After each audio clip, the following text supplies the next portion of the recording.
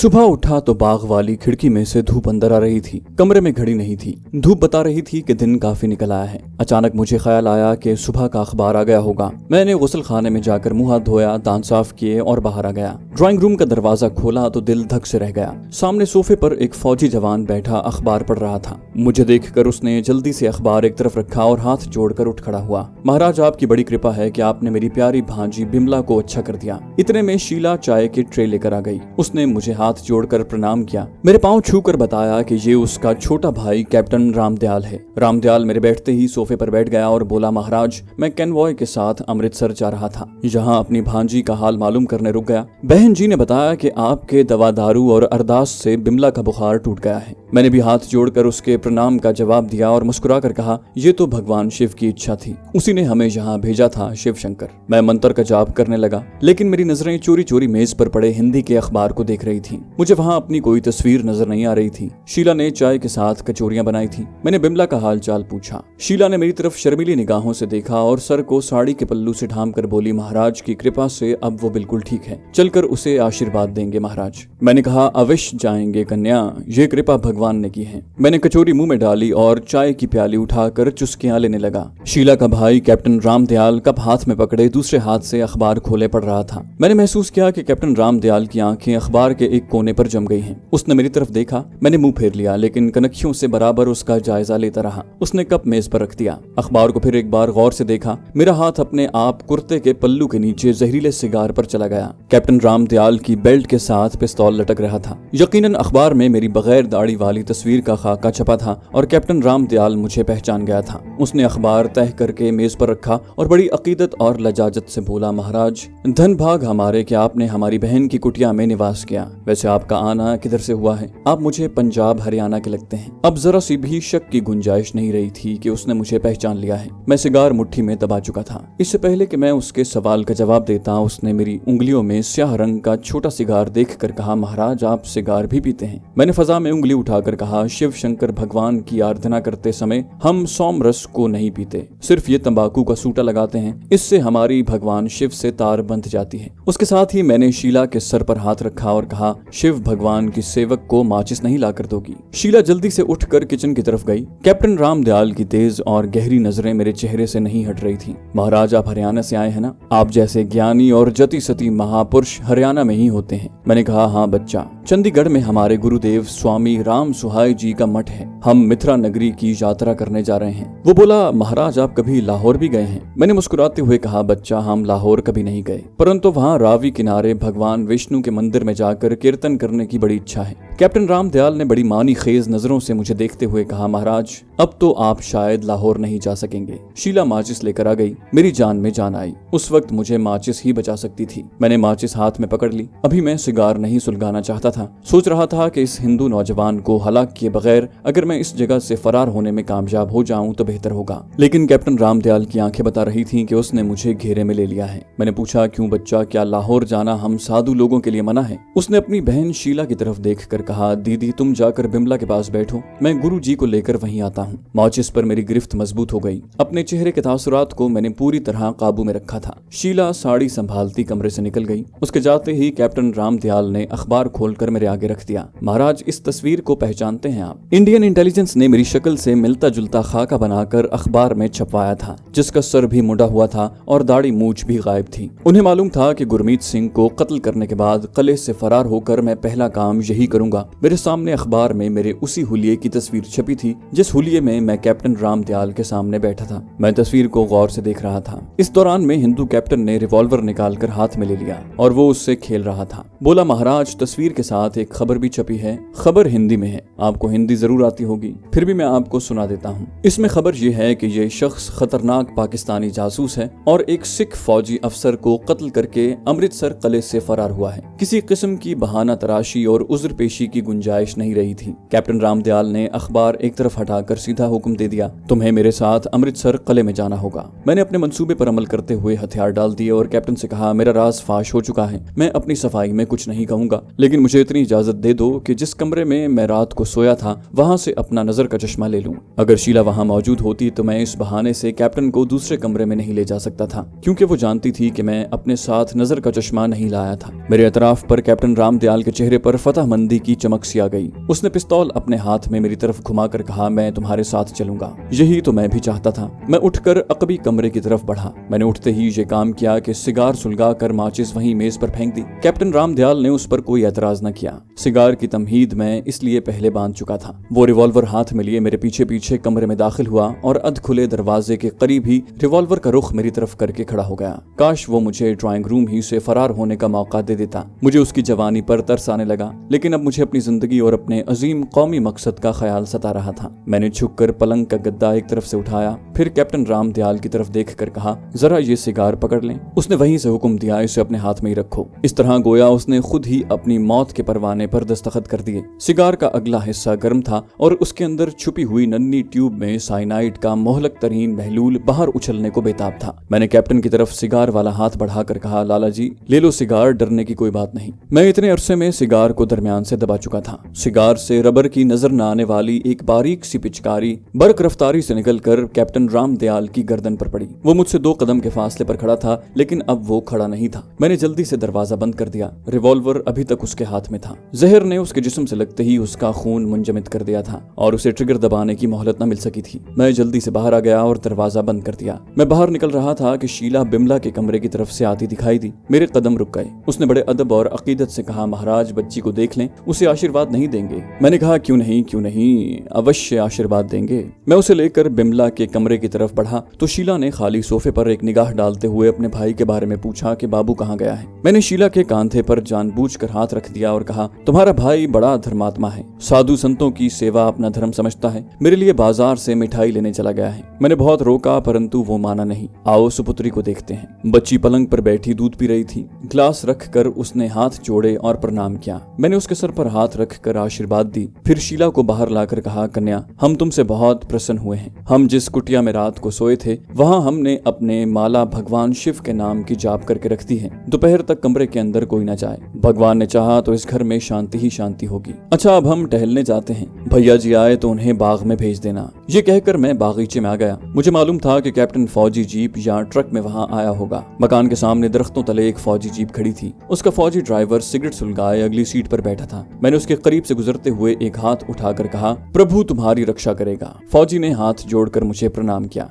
Footpath तक मैं निहायत पुरसुकून कदम उठाता हुआ आया। जो ही शीला का मकान और फौजी जीप नजरों से ओझल हुई, मैंने तेज तेज चलना शुरू कर दिया। मेरे सामने कोई वाज़ेह मंजिल नहीं थी। समझ में नहीं आ रहा था कि किधर जाऊं। मेरे लिए अब हर जगह शीला कुमारी का घर था, क्योंकि अखबार में मेरी जो तस्वीर छपी थी वो मुझे किसी भी जगह गिरफ्तार करवा सकती थी। मैंने गैर शऊरी तौर पर उजाड़ और बेआबाद इलाके का रुख कर लिया। जालिंधर पाकिस्तान बनने से पहले ज्यादा बड़ा शहर नहीं होगा, लेकिन अब तो वो चारों तरफ फैला हुआ है। ताहम मैं कहां तक लोगों से अपना चेहरा छुपा कर रख सकता था। मैं एक बार फिर अपने इस हुलिये से निजात हासिल करना चाहता था, लेकिन जितनी जल्दी मैंने दाढ़ी मूछें और सर के बाल मुड़वाए थे उतनी जल्दी उन्हें पैदा नहीं कर सकता था। गोया मुझे प्लास्टिक सर्जरी की जरूरत थी, जो हिंदुस्तान में मेरे लिए एक नामुमकिन सी बात थी। मैंने फैसला किया कि मुझे जिस कदर जल्दी हो सके उत्तर प्रदेश और मध्य प्रदेश वगैरह से निकलकर किसी दूर दराज सूबे में चले जाना चाहिए और फिर वहां बैठकर जुनूबी हिंद के सूबा केरला में दाखिल होकर एटमी प्लांट पर हमले का मंसूबा बनाना चाहिए। ख्यालात में गुम मैं मॉडल टाउन की बस्ती से काफी दूर निकल गया।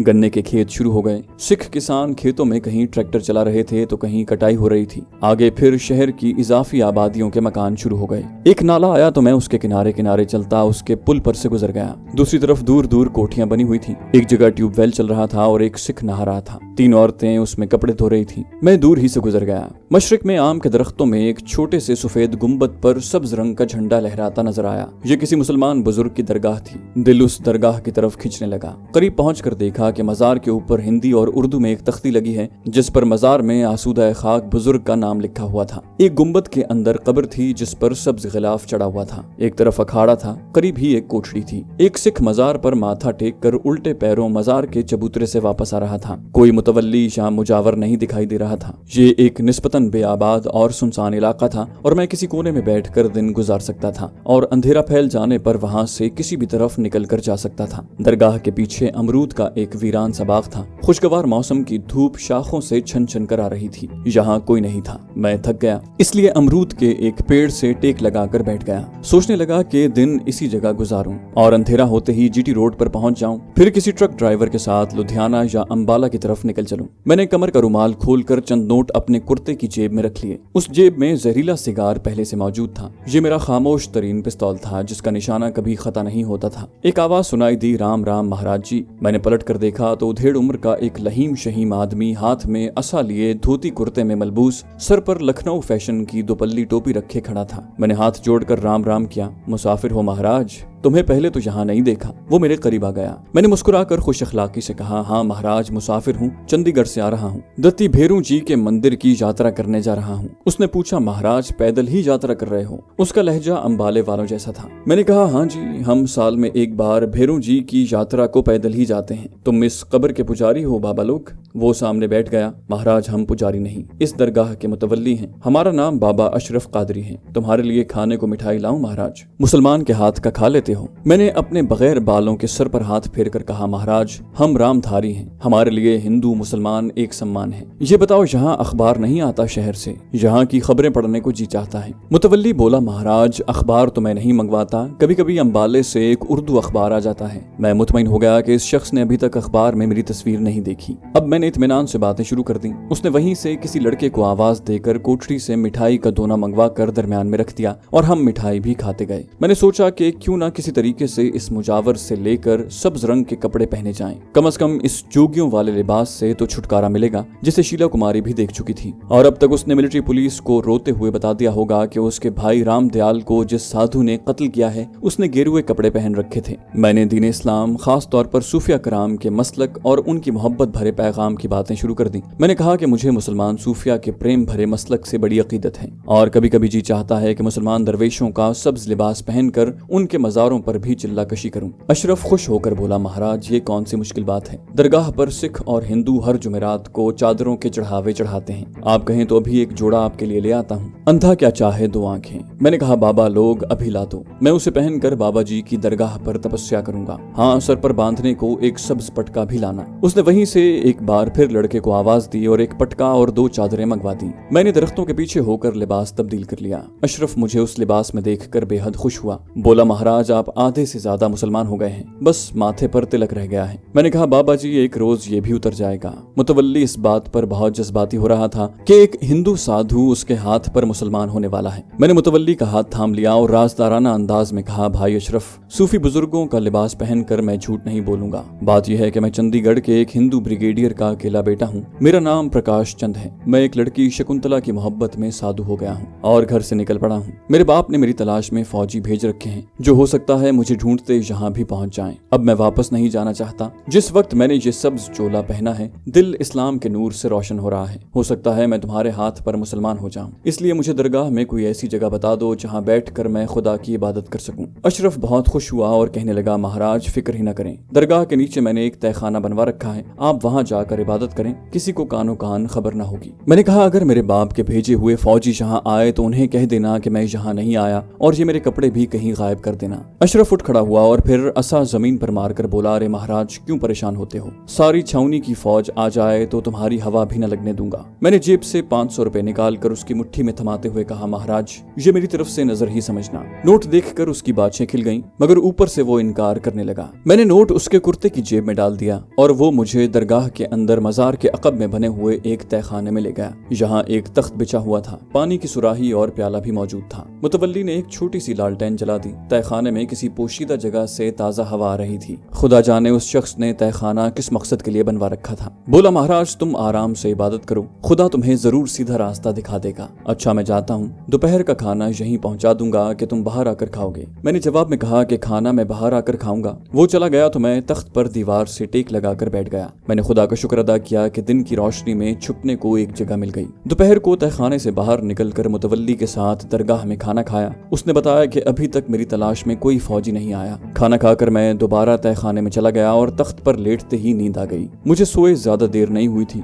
दरगाह के बाहर मिलिट्री ट्रक की गड़गड़ाहट और फिर उसके ब्रेक लगने की आवाज सुनाई दी और मेरी आंख खुल गई। फौजी बूटों की भारी आवाजें आने लगी, फिर आदमियों के बोलने की आवाजें आईं। मुझे कुछ पता नहीं चल रहा था कि वो लोग क्या बातें कर रहे हैं। एहतियातन मैं तख्त से उठकर तहखाने के दरवाजे के पहलू में दीवार से लगकर तैयार खड़ा हो गया कि अगर कोई फौजी अंदर आया तो कम से कम एक दो को तो मार ही दूंगा। मेरे कान ऊपर लगे हुए थे। फौजी बूटों की आवाज दरगाह के अंदर तक आ गई। फौजी मेरी खोज में शायद दरगाह के बरामदे तक आ गए थे। फिर कदमों की आवाज दूर होती चली गई। ट्रक का दरवाजा जोर से बंद होने की आवाज आई। फिर इंजन गरजा और उसका शोर आहिस्ता आहिस्ता दूर होकर खत्म हो गया। मैंने खुदा का शुक्र अदा किया। दिल में मुतवल्ली का भी ममनून हुआ। कोई निस्फ घंटे बाद तहखाने की सीढ़ियों पर कदमों की चाप सुनाई दी। फिर दरवाजे पर किसी ने मखसूस दस्तक दी। मैंने उठकर दरवाजा खोला। मेरे सामने मुतवल्ली अशरफ खड़ा था। वो तख्त पर आकर बैठ गया। मैंने बेताबी से पूछा, वो चले गए? उसने मेरे कांधे पर हाथ रखा और बोला, तुमने अपने बारे में आते ही मुझे क्यों न बता दिया? मैंने अनजान बनकर पूछा कि वो क्या कह रहे थे। मैं क्या बताता उसे? मुतवल्ली ने अपने लंबे कुर्ते से तह किया हुआ हिंदी अखबार निकाल कर खोला और वो सफा मेरे आगे रख दिया जहां मेरी तस्वीर और खबर छपी थी। अब उससे कुछ छुपाने का फायदा नहीं था। वो कहने लगा, एक हिंदू कर्नल और 2 सिख मेजर थे। उन्होंने आते ही मुझे तुम्हारी फोटो वाला अखबार दिखाया और कहा कि ये पाकिस्तानी जासूस है, ये इधर तो नहीं आया। मैंने तुम्हारी फोटो देखी तो सुन होकर रह गया। हिंदू कर्नल जालिंधर का था और मुझे जानता था। मैंने उन्हें कहा कि ये पाकिस्तानी जासूस अभी तक तो इधर नहीं आया, अगर आया तो खुद उसे पकड़कर थाने ले आऊंगा। फिर भी उन्होंने मेरी कोठरी, अमरूद के बाग और दरगाह के अंदर की तलाशी ली। उन्होंने मुझे 5000 रुपए के इनाम का लालच भी दिया। तुमने मुझे पहले बता दिया होता तो मैं तुम्हें यहाँ से निकाल कर किसी दूसरी जगह छुपा देता।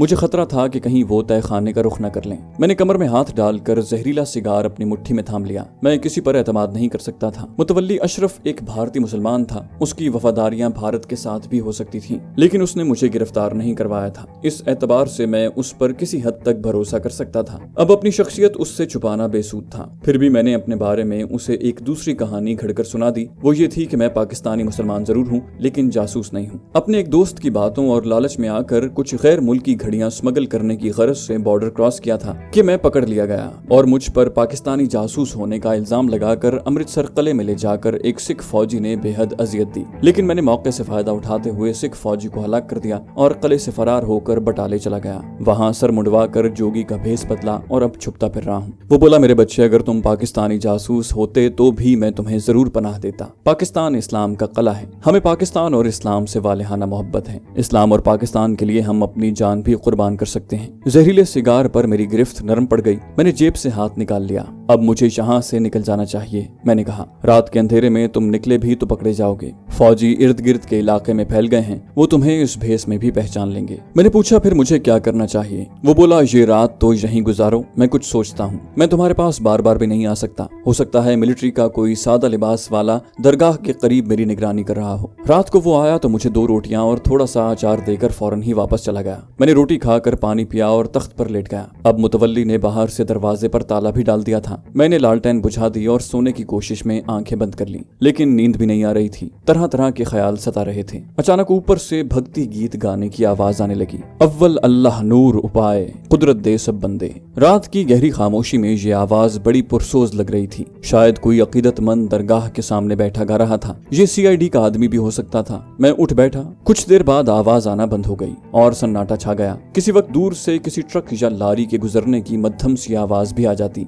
मैं दोबारा सोने की कोशिश करने लगा। शुरू में तो नींद ना आई, फिर मेरी पलकें अपने आप बोझल होने लगी। लेकिन ऐन उसी वक्त तय खाने की तारीकी में सब्ज रोशनी का धीमा सा गुबार फैलने लगा। मैं हड़बड़ा कर उठ बैठा। रोशनी का रंग हल्का सा था और वो तय खाने के एक कोने से फैलती हुई महसूस हो रही थी। मैं उठकर उस कोने को टटोलने ही वाला था कि मुझे वहाँ एक सफेद पोश इंसानी हजूला सा दिखाई देने लगा। मैं अपनी जगह साकित रह गया। मुझे अपना आप पत्थर की तरह भारी लगने लगा। उसके सफेद बुर्राक लिबास से सब्ज रोशनी की किरणें फूट रही थी। अजीब बात थी कि मुझे खौफ की बजाय सुकून महसूस होने लगा। मेरा जिस्म हल्का फुल्का हो गया, लेकिन मुझ में बोलने की शकत नहीं थी। मेरी कानों तक धीमी मगर साफ सरगोशी पहुंचने लगी। इस्लाम की खिदमत के लिए, इस्लाम के किले पाकिस्तान की खिदमत के लिए तुमने जान की बाजी लगा रखी है। खुदा सब कुछ देख रहा है। तुम इस वक्त मसाइब के भंवर में फंस चुके हो। सिवाय अल्लाह की जात के कोई और तुम्हें इस मुश्किल से नहीं निकाल सकता। मैं खुदा के हुक्म से तुम्हारी मदद के लिए हाजिर हुआ हूँ। जब मैं चला जाऊं तो तुम्हें अपने गले में जंजीर से बंधा हुआ तांबे का एक तिकोना नक्श मिलेगा। दुश्मन तुम्हारे सामने हो तो कलमा तैयबा पढ़कर उस नक्श पर निगाह डालते हुए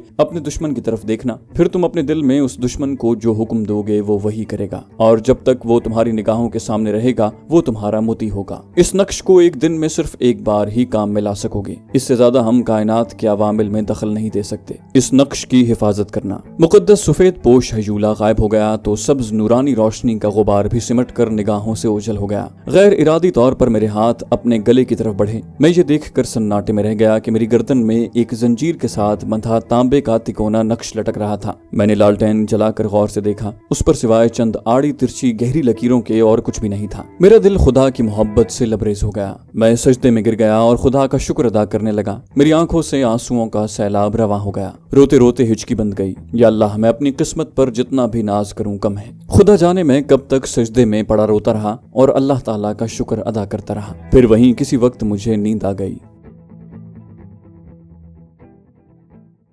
तो दोस्तों, ये थी हमारी आज की एपिसोड। उम्मीद करते हैं आपको हमारी कहानी पसंद आई होगी। जाने से पहले इस वीडियो को लाइक कीजिए और शेयर करना मत भूलिए। कमेंट करके हमें बताइए कि आपको हमारी वीडियो कैसी लगी। और अगर अभी तक आपने इस चैनल को सब्सक्राइब नहीं किया तो इसे सब्सक्राइब कीजिए और बेल आइकन दबाकर ऑल नोटिफिकेशंस ऑन कर लीजिए।